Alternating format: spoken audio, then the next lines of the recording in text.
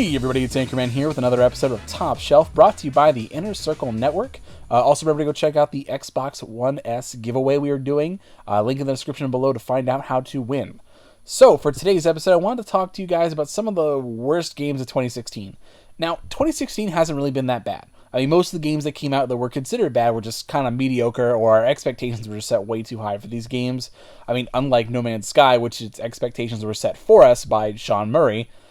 And for this list of the worst games of 2016, I limited myself to games I've actually played and were released or re-released in 2016. And so this kind of includes ports and remasters. It's the least to be considered. Any game that was released or re-released is kind of fair game for this list. Now, I didn't play that many genuinely bad games, so a few of these games are just weak to mediocre. But let's head on to this list. The first one on the list, which is the least bad game, is Pokmon Tournament. Now, I'm not a big fighter fan. The only fighting game I've actually ever delved into seriously has been Super Smash Bros., and that's considered casual at best amongst the fighter community. And Pokmon Tournament is a great baseline game. It finally filled what I thought a more mature Pokemon game should be more like. Like, you know, like the battles on the TV shows, you have a little more player agency between the Pokemon, like you can actually dodge things. And the baseline for the game is excellent. I mean, it's balanced and well thought out, but perhaps it's due to the weight of the franchise. I mean, Pokemon Sun and Moon outsold Call of Duty, for God's sake. But I expected more from Pokmon Tournament, and I wanted way more Pokemon on the roster, perhaps making it more of a Killer Instinct platform with seasons. Like, have the best Pokemon from Gen 1 through 3 initially, and each season you add more fighters from each generation. Instead, we got a handful of good Pokemon and just mediocre fighters. And I would have loved to see some more diversity of fighters instead of more cameo appearances for support Pokemon. I mean, it's a great platform for a stellar sequel, but I felt the roster was lacking, and with Pokemon, the roster is the most important thing. Now, the second one on the list is Quantum Break. And I like to preface this by saying that one of the 3 games I bought an Xbox One for was Quantum Break. And this pains me to say, but Quantum Break was disappointing.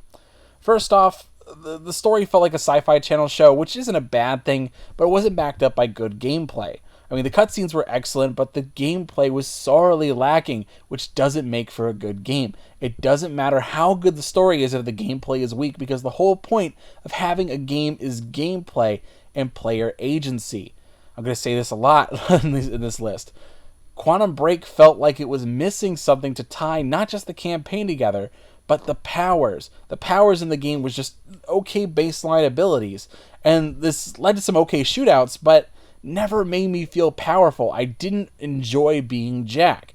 That and the upgrade system was just pointless. It never felt any different for me leveling up or upgrading anything, which is a missed opportunity for combos or make the player actually feel empowered by having this stuff.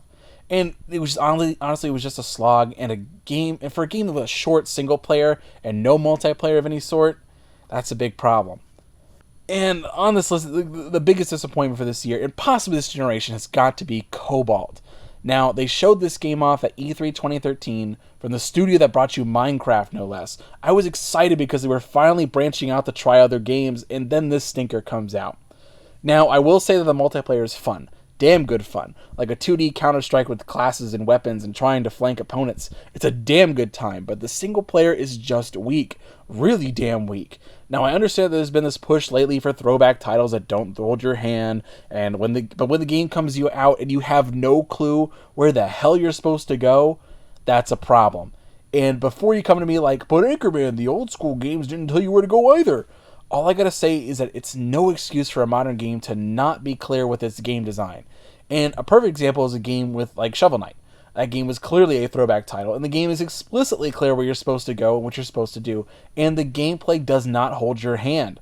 But Cobalt 3 win area give you no idea what the hell you're supposed to do, and eventually rage quit because you can't find out what the hell you're supposed to do after spending hours retreading your steps, going back to previous stages, and punching everything in sight. And there's no way I'm consulting a walkthrough like a Nancy. If your game doesn't at least hint at what you're supposed to be doing, at least in a 2D side-scroller, that's a sign of poor game design. But then again, these are the guys who made Minecraft, the epitome of no-direction game design. Anyway, guys, this is Anchorman. I'm signing out. Hope you guys liked the video, and I will see you guys in 2017. See ya.